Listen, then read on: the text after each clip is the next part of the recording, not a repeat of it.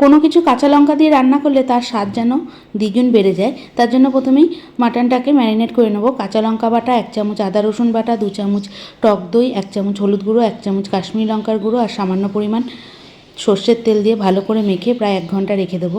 এবার সর্ষের তেলে বড় বড় করে কেটে রেখেছি আলুগুলো হালকা লাল করে ভেজে নিচ্ছি। আলুর মধ্যে সামান্য হলুদ, লবণ আর কাশ্মীরি লঙ্কার গুঁড়ো দিয়ে দিলাম। আলু ভাজা হয়ে গেছে, তেল থেকে তুলে গোটা গরম মশলা, তেজপাতা ফোড়ন দিয়ে পেঁয়াজগুলো বেশ লাল করে ভেজে নিচ্ছি।